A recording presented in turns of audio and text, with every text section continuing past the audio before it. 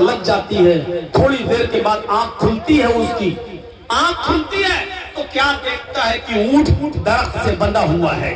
کیا دیکھتا ہے کہ اونٹ درخت سے بندھا ہوا ہے. جھٹ سے اس نے سامان دیکھا تو ایک اناج کا دانہ بھی کم نہیں تھا. جھٹ سے اس نے سامان دیکھا تو کوئی چیز کی کمی نہیں. جتنا سامان اس نے اونٹ پر رکھا تھا اپنے سامان کو ویسا کا ویسا پایا. مارے خوشی کے اچھل پڑا اور اچھلتے ہی اس کی زبان سے یہ جملے نکل گئے، اللہم انت عبدی وانا ربک. بخاری شریف کی حدیث کے الفاظ، اس کی زبان سے یہ جملے نکل گئے، اللہم انت عبدی وانا ربک. واقعی ہے اللہ تو میرا بندہ ہے اور میں تیرا خدا ہوں، میں تیرا رب ہوں. کیا نکلا اس کے منہ سے؟ اے اللہ واقعی تو میرا بندہ اور میں تیرا رب ہوں. اللہ کو کہہ دیا اللہ تو میرا بندہ اور میں تیرا رب ہوں. خوشی میں، جان بوجھ کر نہیں کہا اس نے، نیت نہیں تھی اس کی یہ جملے کہنے کی. وہ خوشی اتنا خوش ہو گیا کہ خوشی میں اس کو کچھ دکھائی نہیں دیا، سمجھ میں نہیں آیا، اور خوشی میں کہہ دیا واقعی تو میرا بندہ اور میں تیرا خدا ہوں. کہنا چاہ رہا تھا کہ واقعی میں تیرا بندہ اور تو میرا رب ہے، لیکن اس کے منہ سے مارے خوشی میں نکل گیا اے اللہ واقعی تو میرا بندہ ہے اور میں تیرا رب. اچھا ایمانداری کے ساتھ بتائیے، فرعون سے بھی زیادہ خطرناک جملے بولا کہ نہیں بولا؟ فرعون تو کبھی اللہ سے نہیں کہتا تھا اللہ تو میرا بندہ ہے، فرعون نے کبھی نہیں کہا. فرعون لوگوں سے کہتا تھا کہ مجھے اپنا رب کہو، میں تمہارا رب ہوں. اللہ سے کبھی نہیں کہا کہ اے اللہ میں تیرا بھی رب ہوں، کبھی نہیں کہا. اس نے تو اللہ ہی سے کہہ دیا کہ میں تیرا رب تو میرا بندہ.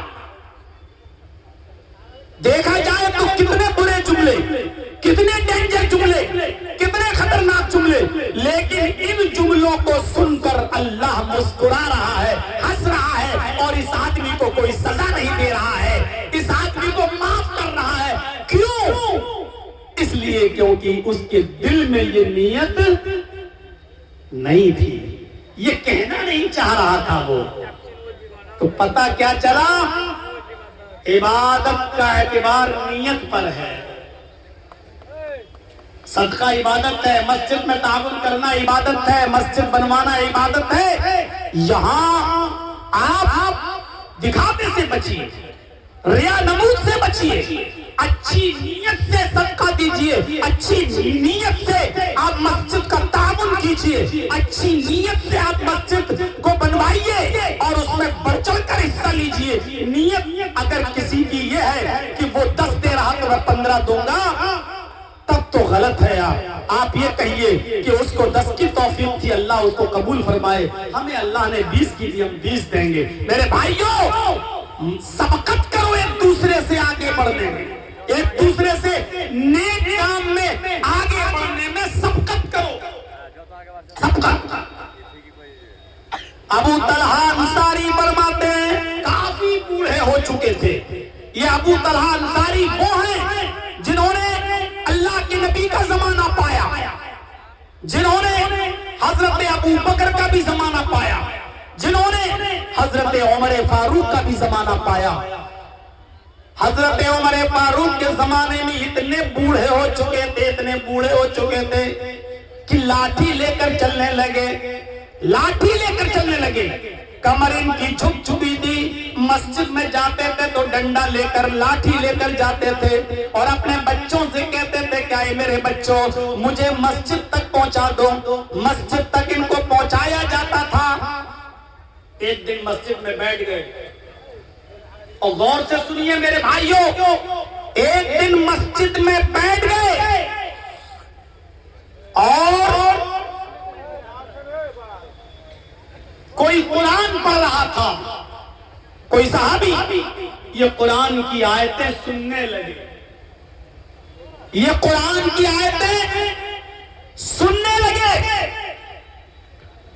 جیسے ہی انہوں نے قرآن کی آیت سنی، ایک آیت ان کے کانوں میں گئی جس کا مفہوم یہ ہے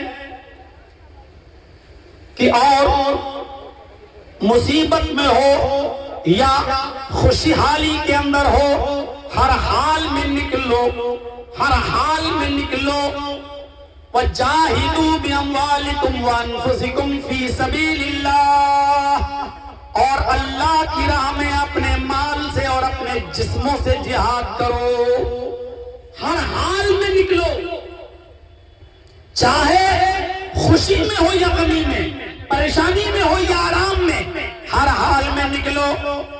فوراً لاٹھی اٹھاتے ہیں، قرآن کی آیت سنتے ہی اپنے گھر آتے ہیں اور کہتے ہیں میرے بچوں میرے لیے گھوڑا تیار کرو، میرے بچوں میرے لیے گھوڑا تیار کرو، میں اس گھوڑے پر سوار ہو کر میدان جنگ میں جانا چاہتا ہوں۔ بچوں نے کہا ابو آپ کو کیا ہو گیا ہے، اتنے بڑھاپے کی دہلیز پر قدم، کمر جھک چکی ہے اور آپ اس حال میں نکلیں گے، اس حال میں آپ جائیں گے، اس حال میں آپ جہاد کریں گے؟ اے ابو آپ کے یہ بیٹے جہاد کے لیے جا تو رہے ہیں، آپ کیوں جاؤ گے؟ فرمایا میرے بچوں میرے بیٹوں، تم مجھے جو عذر بتلا رہے ہو اس بڑھاپے میں یہ بیکار بتلا رہے ہو۔ ابھی ابھی قرآن کی آیت سن کر میں آیا ہوں کہ خوشی ہو یا پریشانی، آرام ہو یا دکھ، ہر حال میں تمہیں نکلنا ہے، یعنی بڑھاپا ہو یا جوانی، ہر حال میں تمہیں نکلنا ہے اور اللہ کی راہ میں تمہیں جہاد کرنا اپنے مالوں سے اور اپنے جسم سے۔ میرے بچوں میں تمہاری بات نہیں مانوں گا۔ بچوں نے انکار کیا لیکن ابو طلحہ انصاری اصرار کرتے رہے، بار بار اصرار کرتے رہے اور یہی کہتے رہے نہیں میں جاؤں گا، یہاں تک کہ معاملہ بہت آگے بڑھ گیا اور بات کسی بھی قیمت پر مانی نہیں۔ پھر بچوں نے گھوڑا تیار کیا اور میدان جنگ میں جانے والے بیڑے کے اندر ان کو بٹھا دیا گیا، سمندر کا سفر ہونے لگا، یہ بھی اپنے گھوڑے کے ساتھ بیٹھ گئے، پانی کے جہاز میں اور جانے لگے۔ سمندر ہی کے اندر راستے ہی میں ابو طلحہ انصاری کا انتقال ہو جاتا ہے، انہی کا انتقال راستے میں ہو جاتا ہے ابو طلحہ انصاری کا۔ میرے بھائیوں میں بتانا یہ چاہتا ہوں، نیک کام میں سبقت کرنا، ایک دوسرے سے آگے بڑھنا۔ بڑھاپے کے اندر بھی جہاد کے لیے جا رہے ہیں، کمر جھک چکی ہے، لاٹھی لے کر جا رہے ہیں لیکن کسی بھی حال میں رکنے کا نام نہیں لے رہے ہیں اور کہہ رہے ہیں میں ہر حال میں جاؤں گا، میں جہاد کروں گا۔ قرآن کہہ رہا ہے ہر حال میں نکلو، ہر حال میں نکلو، لہذا مجھے ہر حال میں نکلنا ہے، پریشانی میں ہو یا آرام میں، خوشی میں ہو غمی میں، ہر حال میں نکلو، میں ہر حال میں نکل رہا ہوں۔ میرے بھائیوں یہ کون سا جذبہ تھا، یہ کون سی چیز تھی جو اتنے بوڑھے شخص کو، جس کی کمر جھک چکی ہو، جو مسجد تک میں لاٹھی لے کر جاتا ہو لیکن جب جہاد کی آیت سنتا ہے تو اس عمر میں بھی جہاد کے لیے تیار ہو جاتا ہے اور اپنے بچوں سے کہتا ہے کہ گھوڑا تیار کرو، میں لڑنے کے لیے جاؤں گا۔ یہ الگ بات ہے کہ میدان جنگ تک نہیں پہنچ پائے اور راستے ہی میں ان کا انتقال ہو جاتا ہے۔ میرے بھائیوں بعض روایتوں میں آتا ہے کہ ابو طلحہ انصاری کو لکڑی کے صندوق میں بند کر کے ان کی اسی جگہ پر نماز جنازہ وغیرہ پڑھ کر سمندر کے اندر ان کو ڈال دیا جاتا ہے۔ میرے بھائیوں اندازہ لگائیے یہ کون سا جذبہ تھا نیک کام کرنے کا کہ بڑھاپے میں کمر جس کی جھک چکی ہو، ہم تو مسجد تک نہیں جاتے اور ہیلے بہانے ڈھونڈنے لگتے ہیں کہ ہاں اب تو اس عمر میں گھر پہ ہی نماز پڑھ لی جائے۔ میرے پیارے ساتھیوں غور کرو کہ عبداللہ ابن ام مکتوم نبی اکرم کے پاس آتے ہیں اور کہتے ہیں کہ اللہ کے رسول میں آنکھوں سے نابینا ہو، راستے میں اندھیرا ہوتا ہے، عشاء کی نماز پڑھنے جاؤں یا فجر کی نماز پڑھنے جاؤں، راستے میں اندھیرا ہوتا ہے، لاٹھی لے کر مجھے چلنا ہے، آنکھوں سے اندھا ہوں، دونوں آنکھیں میری نابینا ہے، دکھائی نہیں دیتا، کیا مجھے اجازت ہے کہ میں فجر کی نماز اور عشاء کی نماز میں اپنے گھر پہ پڑھ لوں؟ اللہ کے نبی صلی اللہ علیہ وسلم فرماتے ہیں کہ ہاں اے عبداللہ تم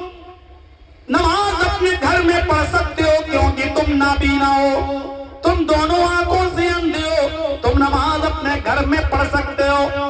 عبداللہ ابن ام مکتوم خوشی خوشی اٹھتے ہیں، چلو مجھے گھر میں پڑھنے کی اجازت مل گئی۔ جیسے عبداللہ ابن مکتوم آگے بڑھتے ہیں اور اللہ کے رسول صلی اللہ علیہ وسلم کے دروازے تک پہنچتے ہیں، باہر والے دروازے تک پہنچتے ہیں، اللہ کے نبی نے آواز دی، تعال یا عبداللہ، آئے عبداللہ ادھر آؤ۔